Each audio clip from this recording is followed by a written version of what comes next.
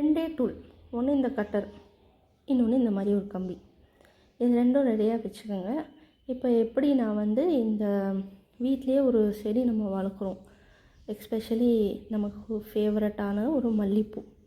இப்போ இதை வந்து எப்படி ட்ரிம் பண்ணி உங்களுக்கு நான் என்ன பண்ணால் இது சூப்பராக, இது ஆக்சுவலி நான் கட்டிங்ஸில் தான் வளர்த்தேன். இந்த செடியவே நான் ஒரு கட்டிங்ஸில் தான் வளர்த்தேன்.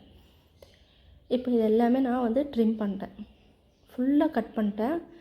அது கட்டிங் எப்படி பண்ணணும் உங்களுக்கு இன்னொரு வீடியோ போஸ்ட் பண்ணுறேன். இப்போ வந்து நம்ம என்ன பண்ணோன்னா, இந்த கொஞ்சம் ஸ்பேஸ் இருக்குது.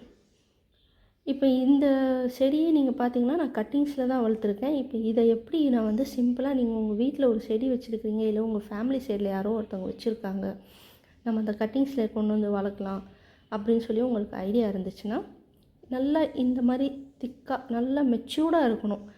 இதே பார்த்தீங்களா, இதில் பாருங்கள் ஒரு தேனீ கூடு கட்ட ட்ரை பண்ணியிருக்கு. செம்ம. Anyways, coming to the point. இப்போ எப்படின்னா, நம்ம இந்த ஸ்பேஸை வந்து யூட்டிலைஸ் பண்ண போகிறோம். அந்த கம்பியை வச்சு ஒரு 4-5 ஓட்டை வந்து அந்த இடத்துல நம்ம வந்து ஹோல்ட் பண்ணிடுறோம்.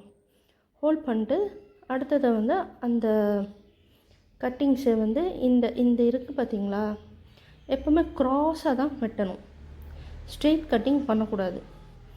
இப்போ இந்த இடத்துல வந்து உங்களுக்கு சொல்லி தரேன் பாருங்கள்.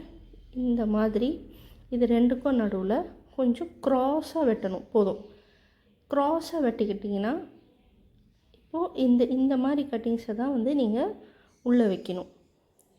அப்போ வந்து உங்களுக்கு வந்து அந்த வேர் விட்டு நல்லா வளரும். இந்த மாதிரி இது கம்பியை வச்சு ஹோல்ட் பண்ணிட்டு எல்லாத்தையும் அதில் வச்சு ஃபிட் பண்ணிவிட்டு இந்த மாதிரி ஒரு கவரை போட்டு சேஃப்டி பண்ணிட்டேன்.